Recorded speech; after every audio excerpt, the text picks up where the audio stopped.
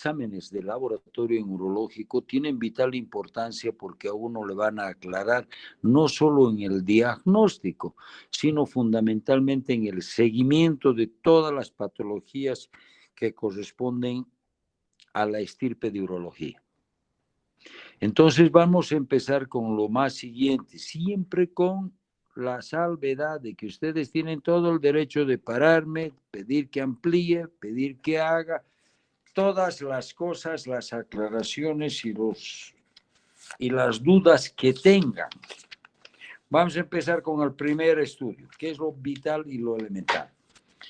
Sin antes aclararlos que hoy en día la mayoría de los laboratorios cuentan con autoanalizadores que permiten la evaluación de parámetros, pero no obstante el médico es insustituible para una adecuada interpretación de resultados obtenidos.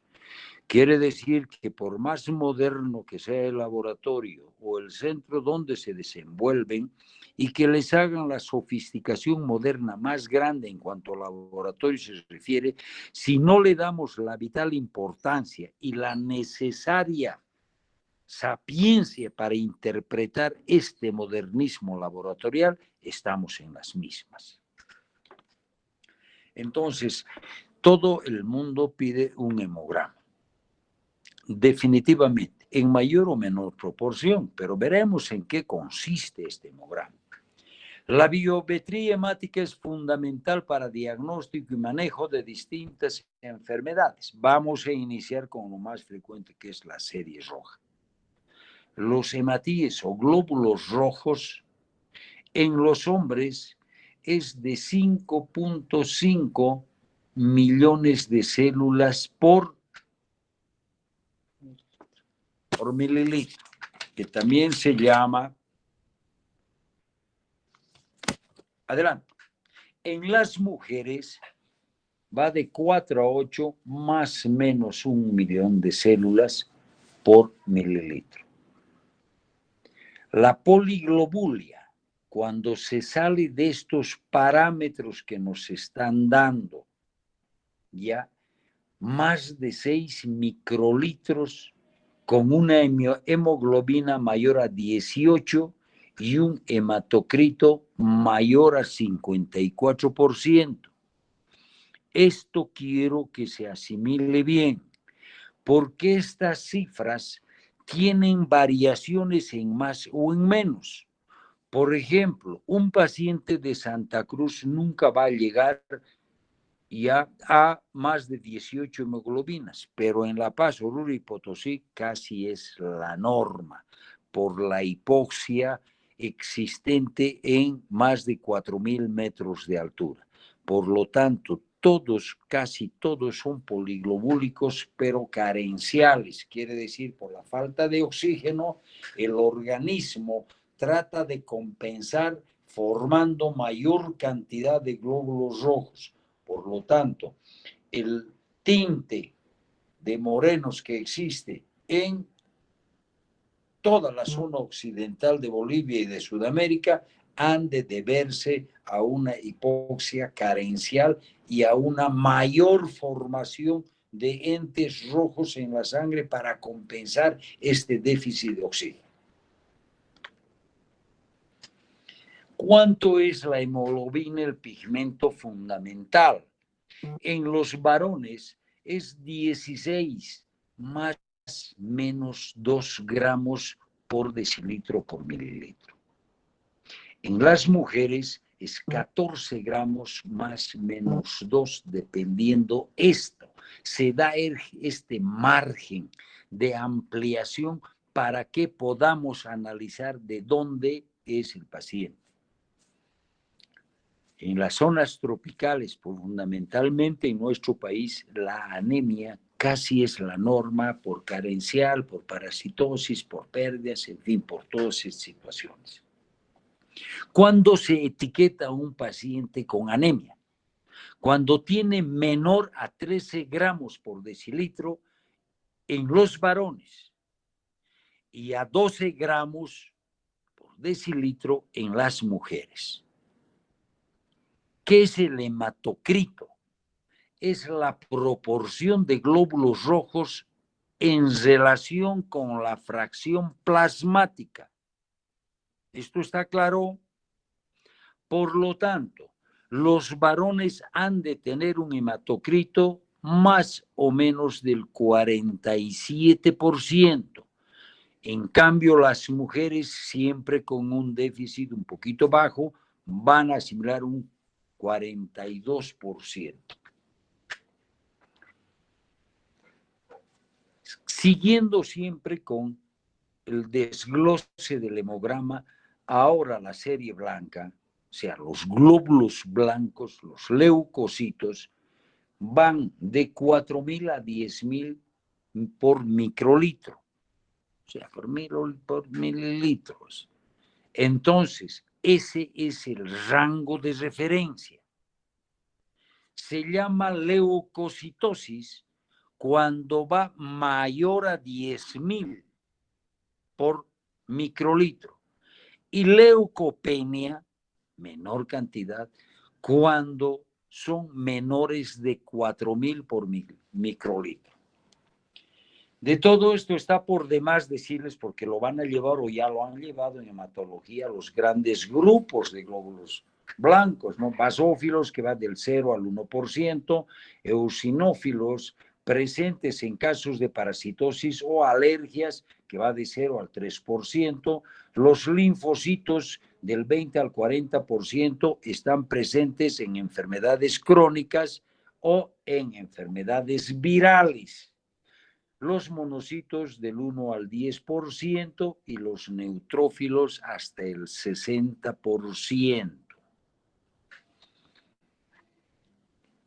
Referente al otro componente de un hemograma son las plaquetas, cuyo valor normal es de 150.000 a 450.000 por microlitro.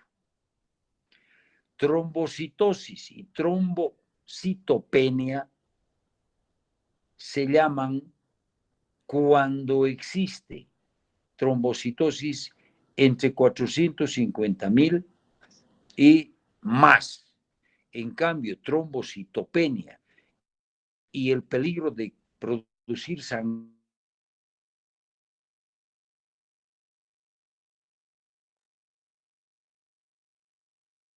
espontáneos es cuando se presenta en menor cantidad de síntomas. Ahora, el azúcar en la sangre se denomina glicemia, glucosuria, o digo, la glicemia fundamentalmente van a encontrar cuando se despidan en el informe hematológico se presenta. Esto tiene pequeñas variaciones dependiendo los rangos o las tiras o en cambio los reactivos que utilizan. No se extrañen que algún laboratorio diga de 80 a 100.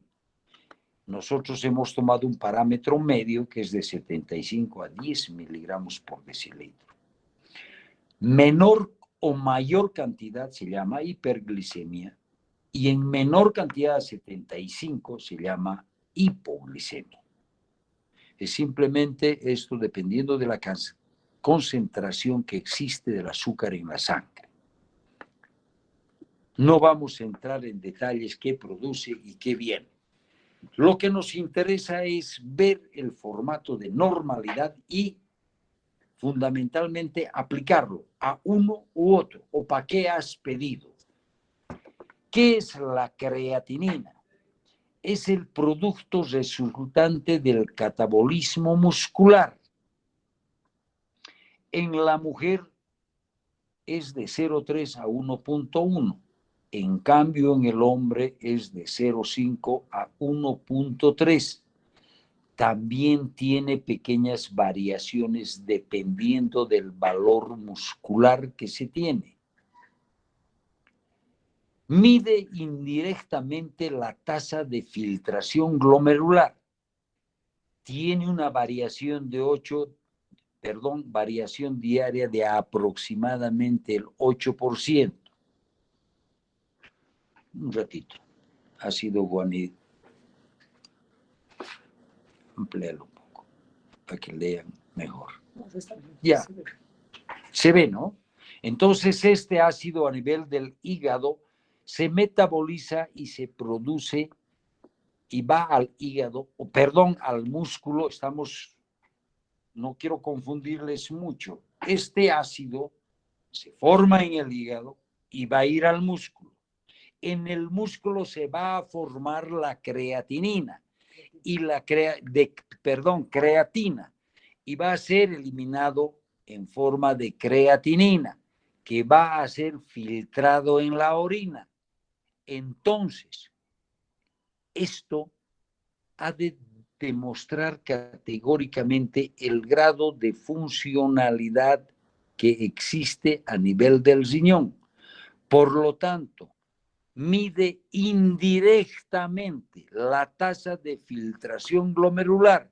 No es lo mismo la creatinina en un muchacho débil o con una desnutrición marcada, con una hipotrofia muscular, a un deportista que hace fierros y que tiene una hipertrofia muscular grande. Ha de variar, es cuestión simplemente de ingesta o de formación de masa muscular.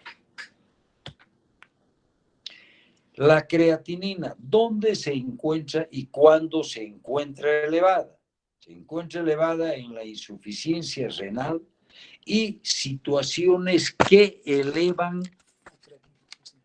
la fosfosinasa, la creatinfosfosinasa. Está disminuida cuando existe pérdida de masa muscular. Por lo tanto, hay una disminución de la producción de creatina y la conversión a creatinina a nivel muscular. La depuración de creatinina quiere decir un examen más sofisticado para llegarle al sumum del problema. Se emplea para estimar la tasa de filtración glomerular. Se determina a nivel de la creatinina en orina y en sangre. Por lo tanto, se calcula con la siguiente fórmula: 140, una constante por la edad y por peso en kilogramos, dividido por 72, una constante por la creatinina. En las mujeres hay que multiplicar esto por 0,85. Es una tabla de 3 simple, normal y corriente. Y con esto vemos que la tasa de filtración glomerular casi exacta en estos pacientes. La urea, perdón, les voy a indicar, la tasa normal de la depuración de creatinina es de 75 hasta 120 miligramos por mililitro. En cambio, la urea, su rango normal es de 17 a 55. Van a ver que la mayor parte de la literatura o de los libros solo etiquetan hasta 50 miligramos por mililitro. Se sintetiza en el hígado, es el producto final del catabolismo proteico y de los aminoácidos. Es excretada por riñones, intestino y sudor. Su producción variable se relaciona con la dieta. Mayor urea tendrán aquellos que consumen mayor cantidad de proteína. En cambio, los vegetarianos o los que no consumen proteína animal, indudablemente ha de ser menor. Tiene una virtud: se eleva antes que la creatinina, porque es exógeno dependiente. Quiere decir, dependiente de la ingesta. La urea alta en situaciones extrarrenales se eleva en dietas hiperproteicas, hemorragia digestiva alta. ¿Por qué? ¿Cuál es el mecanismo? Porque se absorbe el intestino y va a subir la urea. El aumento del catabolismo proteico y algunos fármacos que hacen. Segundo lugar, la eliminación renal deficiente de la urea en situaciones o problemas presrenales.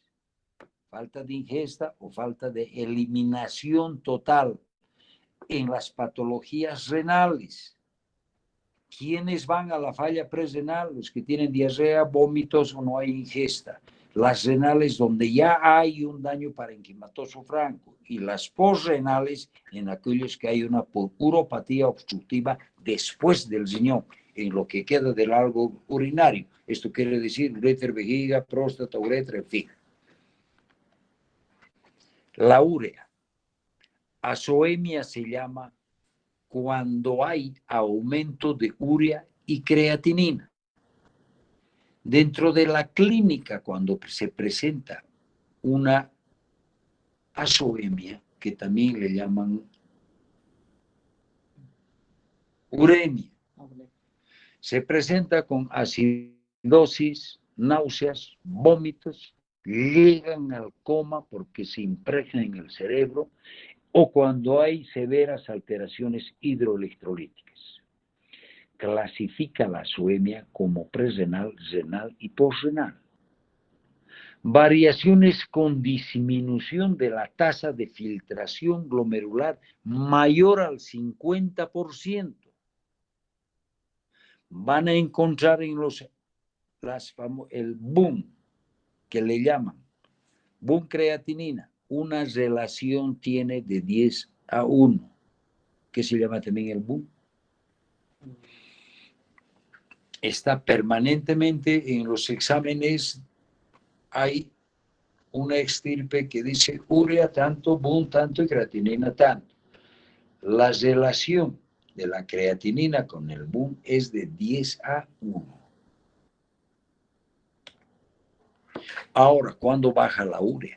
Cuando hay ingesta abundante de líquidos, cuando hay una hepatopatía grave, especialmente en los alcohólicos, claro, no hay dónde se va a sintetizar, y en el embarazo en relación al aumento del filtrado glomerular, las famosas preeclampsias.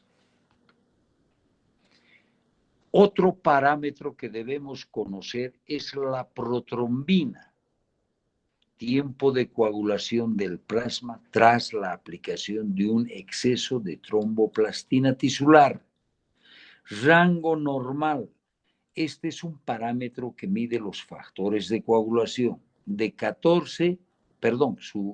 12 a 14.3 segundos es el rango, con un tiempo necesario para que la coagulación tenga efecto. Es la vía extrínseca, tiene que ser el consumo, el porcentaje, que debe ser más o menos de 90 al 100%.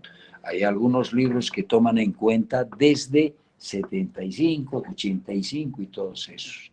Hoy en día se llama el INR, que es un rango internacional de coagulación. La protrombina ha de ser activada por el factor 5, 7, 10 más la proteína C.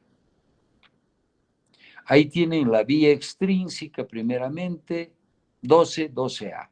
Va a ir a estimular la 11 y la 11A, la 9 y la 9A, el 8 y el 8A, hasta más el complejo 8 que con calcio y los fosfolípidos va a dar al factor 10 y el factor 10 desdobla ya con la vía extrínseca el factor 10A más el calcio va a activar la protrombina 5A, 10A más calcio y más los fosfolípidos producen protrombina.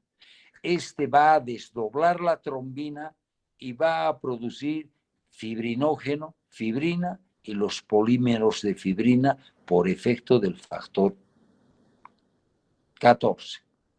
Esta es la cascada de la coagulación, que ustedes lo saben mejor que nosotros por hematología, están fresquitos. Ahora los electrolitos.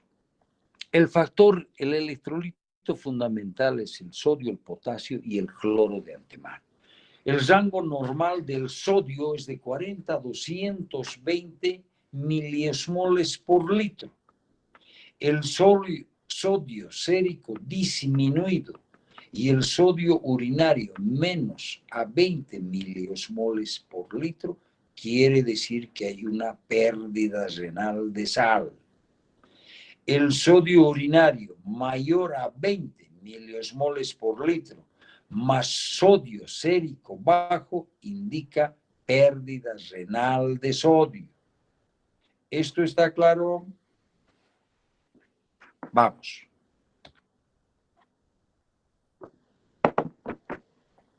El potasio, su rango normal, 25 a 150 miliosmoles por litro.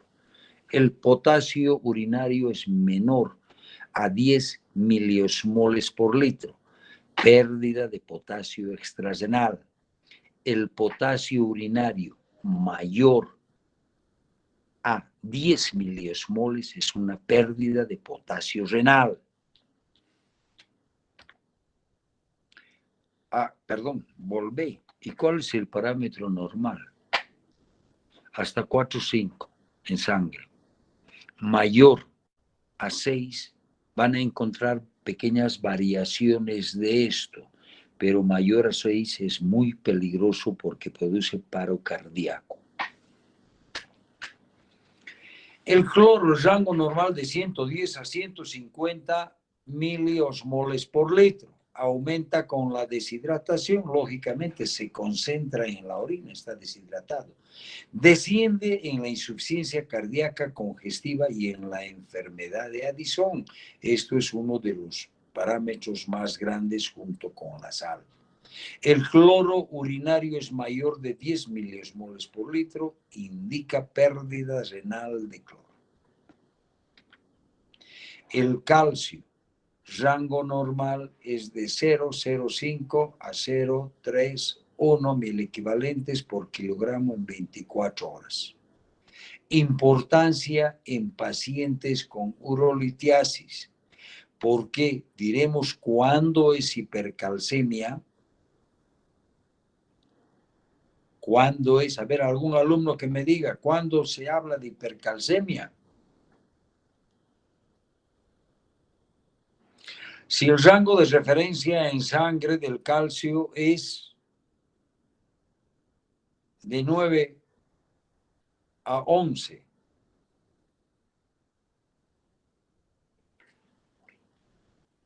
¿ya? Entonces, la hipercalcemia se produce ¿en qué situaciones? Cuando existe un síndrome paraneoplásico y produce hipercalcemia, mayor cantidad de producción de calcio. En el hiperparatiroidismo y generalmente en los pacientes que son portadores de litiasis renal.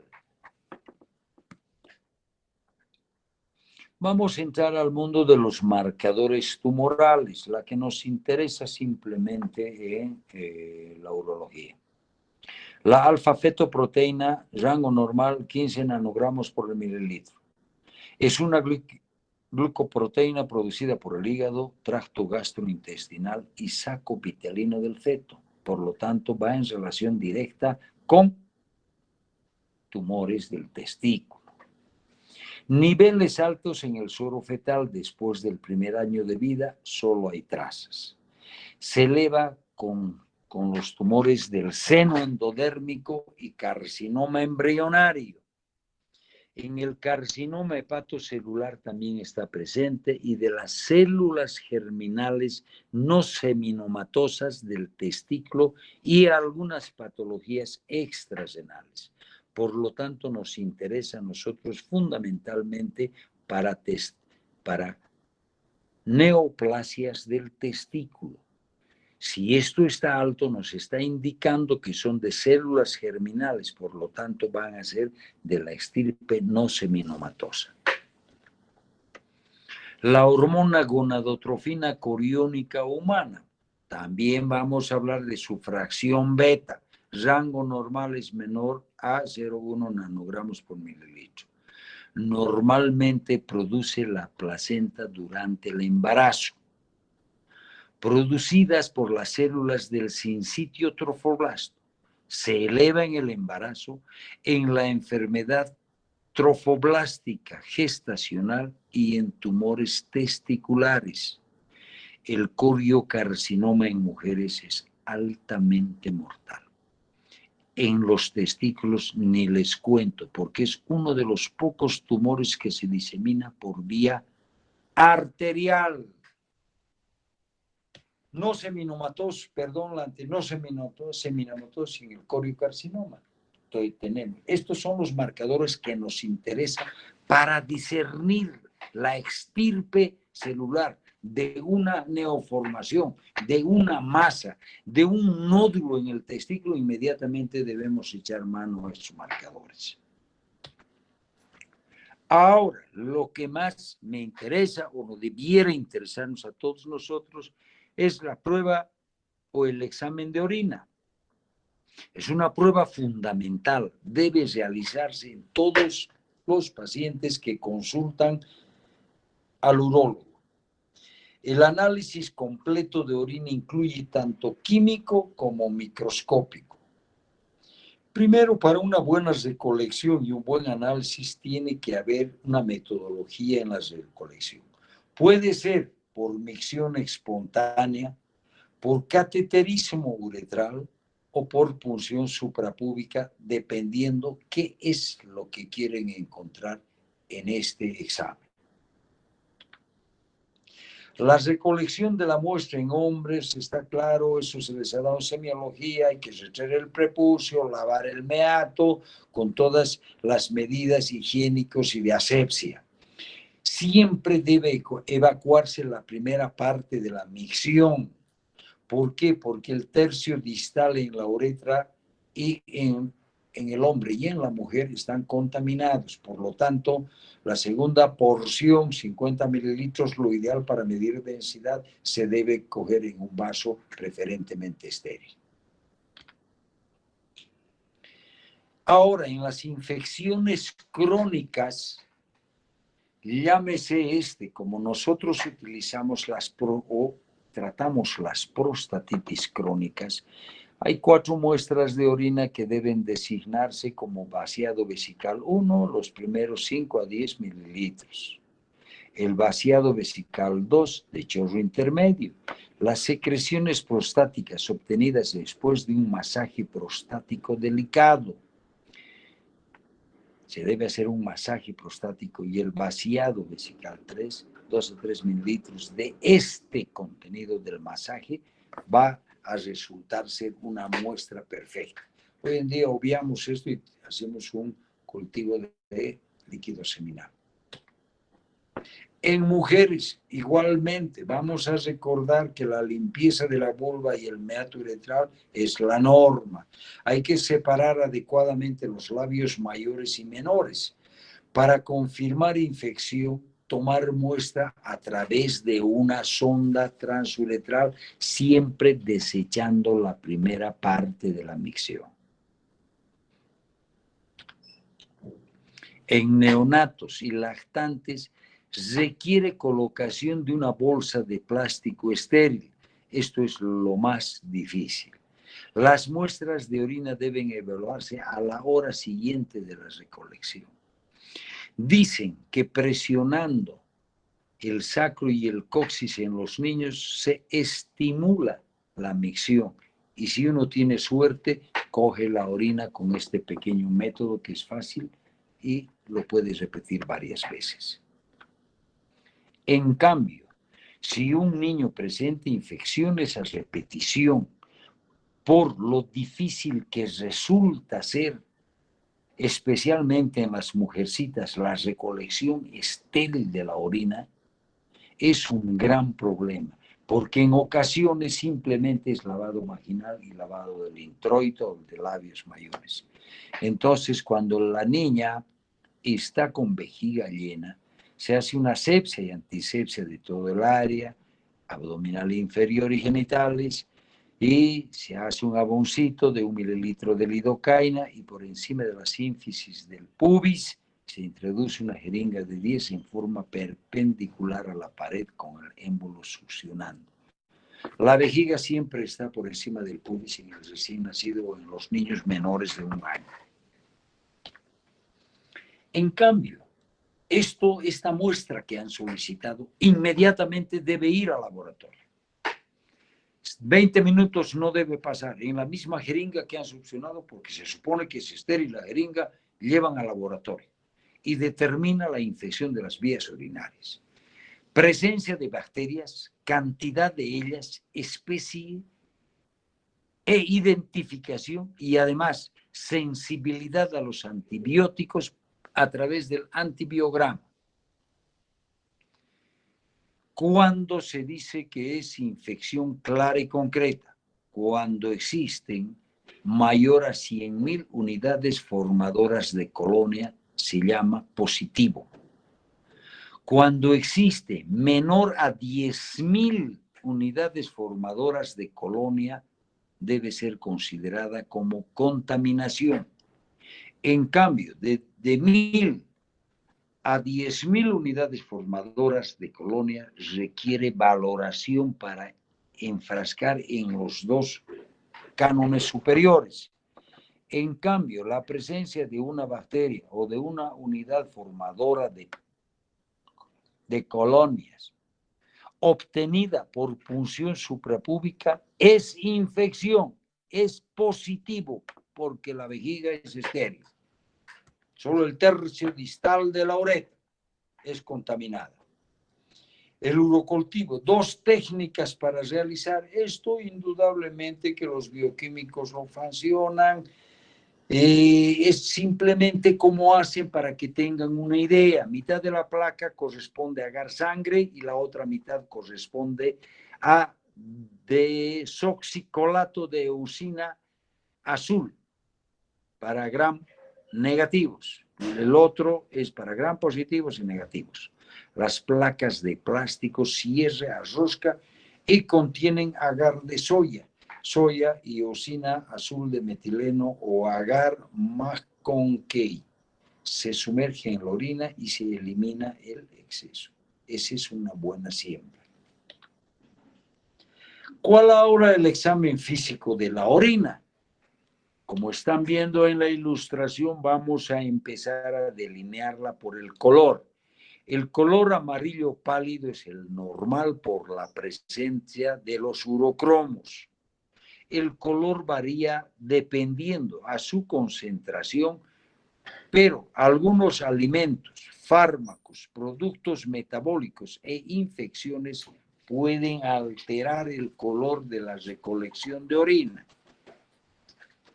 Como ven en la ilustración, la primera de la derecha es la normal y automáticamente va a ir aumentando de acuerdo a la densidad y el mate del color. Esto ya es hematuria, la presencia de sangre, esto mayor cantidad, probablemente por alguna patología y sangre. Ahora la turbiedad, la densidad. Orina recién emitida siempre es transparente.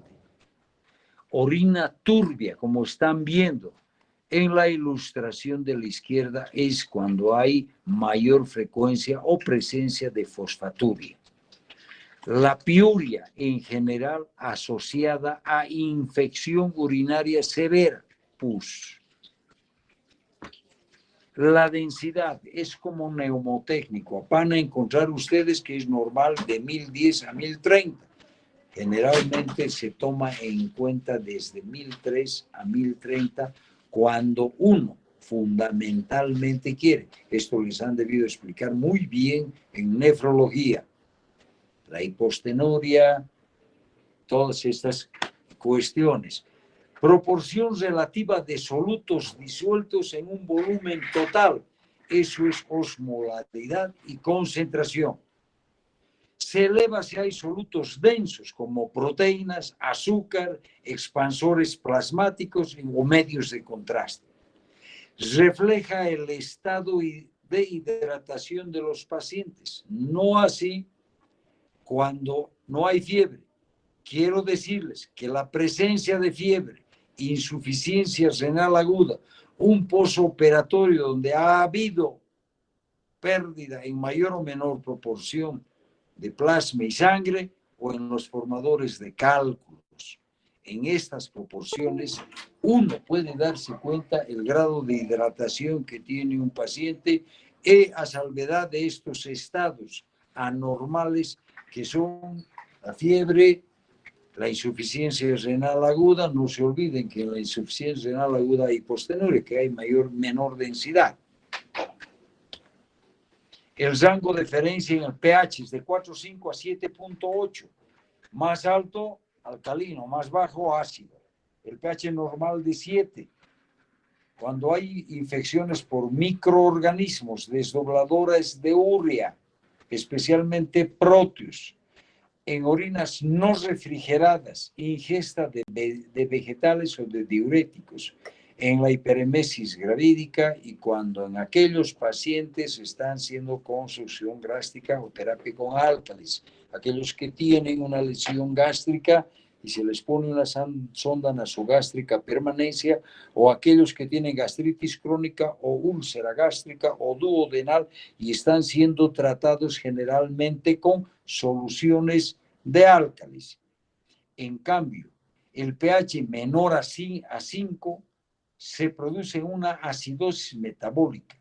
Siempre la orina es ácida en las tuberculosis o enfermedad granulomatosa, en la hiperuricosuria o ingesta abundante de carne, como Acevedo, que 3 veces a la semana parrillada, entonces tiene pH ácido. Hoy en día aparecen las tiras reactivas para tener rápidamente una idea de lo que significa el examen químico de la orina. Estas tiras reactivas han de identificar sangre, proteínas, azúcar, cetonas, urobilinógeno y bilirrubina, además de la estearasa leucocitaria. La presencia de hematuria, el rango normal es de 1 a 3 eritrocitos. Hematuria saben muy bien que es sangre en el proceso fisiológico de la micción. Por campo microscopio en sedimento, al menos 2 a 3 muestras que se deben realizar para confirmación. En cambio, la presencia de eritrocitos, más cilindros eritrocitarios y proteína marcada es de origen glomerular. Quiere decir que lo que ustedes van a encontrar son eritrocitos dismórficos. ¿Cómo se llama eso, Karina?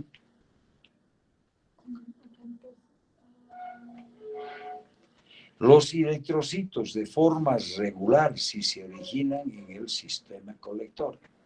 Ustedes con esto, vamos a verlo con más detalle en el tema de hematuria que también hemos incluido, es si hay acantosis, quiere decir eritrocitos dismórficos, deformados, estamos en lo correcto, ¿no? Sí. Es de origen glomerular. En cambio, eritrocitos regulares, sanos, es de origen desde la papila hasta la uretra, de la vía correctora o urinaria. Se puede diferenciar la hematuria de hemoglobinuria y mioglobinuria al examen microscópico de la orina. Hematuria no glomerular. Se diferencia presencia de eritrocitos circulares sanos y no hay eritrocitos, cilindros con eritrocitos o cilindros eritrocitarios. En paciente diabético y sospecha de abuso de analgésicos, considerar la necrosis papilar como causa de hematuria. En la tuberculosis, ¿qué es lo que primero, la primera manifestación o signos radiológicos? ¿Dónde están los unos? La hematuria fisiológica en ocasiones se debe a ejercicio intenso. No olvidemos siempre que el rango de referencia es de 1 a 3 eritrocitos por campo y en 2 tomas consecutivas. La enfermedad vascular también puede producir una hematuria no glomerular, porque está fuera del glomérulo. La hematuria quirúrgica, las causas más frecuentes son los tumores, los cálculos y la infección urinaria.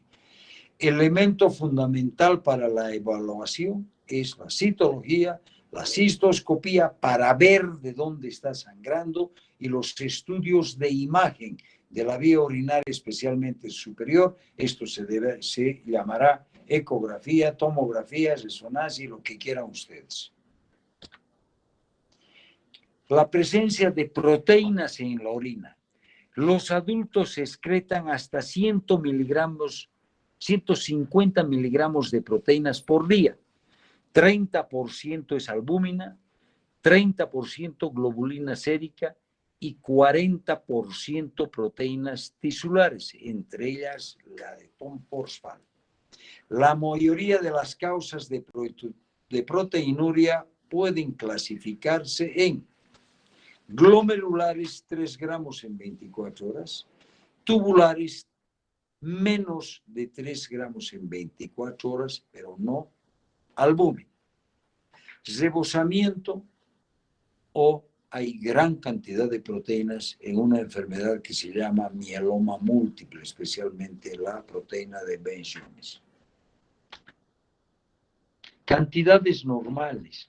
Daño en la barrera capilar, proteínas de alto peso molecular se pierden a nivel del glomérulo.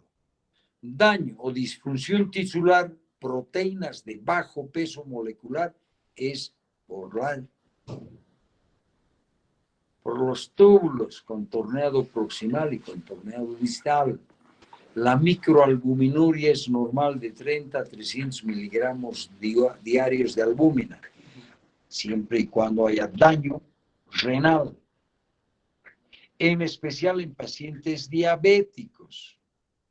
No se olviden que si ese paciente tiene diabetes y además tiene hipertensión, va a producir una nefroangioesclerosis como rodete de todo esto.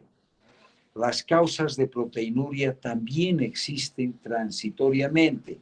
Estos en casos de fiebre alta, insuficiencia cardíaca congestiva, epilepsia y el ejercicio intenso. ¿Cómo se evalúa esto? La clasificación será de acuerdo a su duración. Deporte, fiebre, insuficiencia será transitoria. Intermitente dependiendo la actividad física o lo que haga el paciente, y persistente, casi ya establecida, es cuando hay una falla renal inminente. La transitoria es la más frecuente, especialmente en la población pediátrica, porque puede deberse a fiebre, ejercicio o tensión emocional. Son altamente lábiles en este campo los niños. Los pacientes mayores, la proteinuria transitoria puede deberse fundamentalmente a insuficiencia cardíaca congestiva. Siempre siguiendo, la proteinuria también puede ser intermitente y relacionarse con cambios posturales. La proteinuria persistente, la mayoría de los casos son de etiología glomerular. Realizar proteinuria de 24 horas. Hemos dicho que es hasta 130 miligramos en 24 horas. La glucosa, el azúcar en la sangre, en la orina, casi todas, la glucosa filtrada por los glomérulos se reabsorbe en los túbulos proximales. Por lo tanto, si uno quiere encontrar glucosuria, la glicemia debe estar mayor de 180 miligramos por mililitro. La detección de glucosa en una muestra de orina con tira reactiva se basa en una reacción enzimática secuencial doble, por lo tanto no es categórico. Siempre debe realizarse una glucosuria o una glicemia capilar o central especialmente. Los cuerpos cetónicos, valor normal negativo, se debe a ingesta o defecto metabólico. Metabolito de ácidos grasos, acetoacético, acetona, ácido beta hidroxibutírico, acidosis y excreción de estos por la orina. Por eso es que nos llaman pacientes diabéticos y pacientes con cetoacidosis diabética o pacientes con gran elevación de la temperatura producen estas anormalidades. La diabetes mellitus, la cetonemia y cetonuria casi es la norma. La cetonuria, enfermedad febril aguda, diarrea y vómito. Hiperemesis gravídica, caquexia, inanición posanestesia, embarazo, exposición al frío y actividad física. Por lo tanto, si encuentran cetonas en la orina, se deben a esto que les acabo de mencionar. La leucocitoria. Esto es otro tema pendiente y candente de discusión, porque hay libros que van a encontrar en que la leucocituria es normal en mujeres hasta 8. Aquí lo vamos a dar hasta 5. Por campo, si es mayor, se denomina piuria. ¿Qué es la piuria? Es un macrófago lleno de leucocitos. Se origina en cualquier punto del sistema excretor. Puede deberse papila, pelvis, uréter, vejiga y todo eso.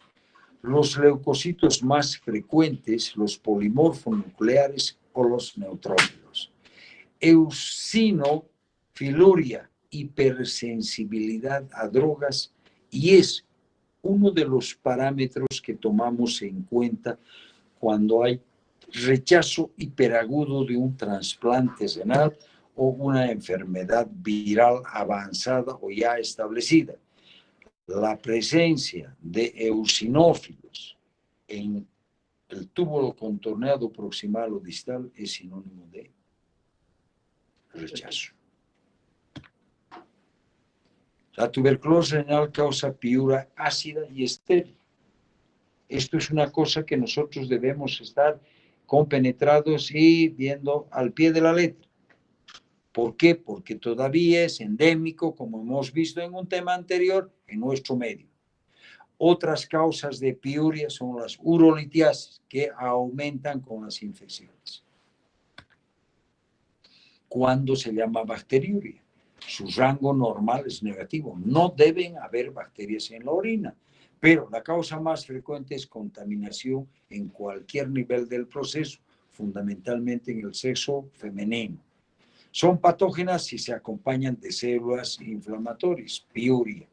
Una bacteria en una gota de orina es igual a 100.000 unidades formadores de colonias. La cristaluria, la presencia de cristales, representan productos metabólicos de dieta o del consumo de ciertas drogas. La orina ácida favorece su presencia. Los cristales de ácido úrico, de oxalato de calcio y de uratos amorfos. ¿Cuáles son en quienes se presentan cristales de ácido úrico? ¿No está Herrera?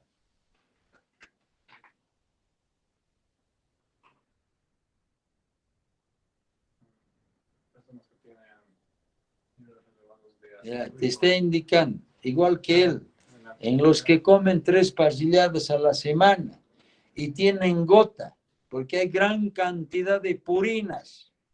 Las de oxalato de calcio, aquellos grandes bebedores de leche, si tienen gastritis, úlcera, toman leche y la leche tiene harto calcio. Y los uratos amorfos son los que... ¿En quiénes? En los que tienen infecciones, especialmente a protus o tienen un defecto en la vía urinaria. La orina alcalina favorece la precipitación de cristales de fosfato triple amónico magnesio, de fosfatos amorfos, también de oxalato y de carbonato de calcio. Tipos de cristales. Ácido úrico en los que consumen gran cantidad de carnes rojas y vísceras, y en aquellos que cursan con episodios de hiperuricosuria, por lo tanto son gotosos. Oxalato de calcio, cuadros en pacientes con litiasis y en los que consumen lácteos y sus derivados. Del fosfato triple, infección, lo que les acabo de decir, sube el pH y se precipita. y el que desdobla la urea es el proteus. Por lo tanto, sube el pH en la orina si se precipitan el fosfato amónico magnésico. Los espermatozoides, móviles o inmóviles, tanto en hombres como en mujeres. Mucho cuidado con las damas, ¿eh? Siempre tengan cuidado antes de depositar una muestra de orina, porque si no les van a reportar gran cantidad de espermatozoides. Ahora, el antígeno, ustedes deben estar fresquitos, han llevado cáncer de próstata y el antígeno prostático específico. Su rango normal, les recuerdo, de 0 a 4. Esto está mal, niña. Es una glicoproteína de alto peso molecular, ya que produce el tejido glandular, más de 35.000 Daltons tiene. Su función del PSA es licuefacción del semen y preserva la motilidad del esperma. Cuando leen algo dicen que gracias al PSA existe la humanidad y a la próstata. Bueno, las concentraciones bajas en suero y altas en el líquido seminal, ahí está. En sangre, unida a molécula inhibidora de proteasa. Y la otra forma está libre. Ese es lo primero. Mira. El PSA total es el que está unida a la proteasa, ¿ya? Y el libre es el que está libre, sin unión a ninguna proteína. Ese representa hasta el 20%. Y esto, niñas, representa el 90%. Se eleva en ciertas patologías, fundamentalmente en el cáncer de próstata, en algunas situaciones de hiperplasia prostática obstructiva benigna por el volumen. Eso se llama densidad. En trauma prostático, un masaje eleva. En una actividad sexual y eyaculación también se eleva. Sonda vesical permanente, retención, instrumentación, cistoscopía, biopsia y todas estas situaciones. Vida media, 2 a 3 horas. No toda la enfermedad de la próstata tiene elevado el PSA. Quiere decir que son solo contadas infecciones. Cáncer, prostatitis crónica, tuberculosis, en fin. El libre no está unida a la proteína. La fracción del PSA compleja es mayor en pacientes con CA. Ahora, el valor del PSA libre es mayor en los hombres sin cáncer. Eso es lo que hacemos la rebajita, ¿no? Hacer biopsia solo en valores de PSA libre mayores del 23% o menor con un volumen mayor de 40 mililitros. No, eso no lo vamos a, no quiero, mi intención no es confundirles ni es complicar la vida de los alumnos. Venga, libre, no está unida a proteína. La fracción del PSA total es mayor en pacientes con cáncer. El valor del PSA libre es mayor en los hombres sin cáncer. Con que me sepan esto, sirve. Ya ha terminado. Preguntas.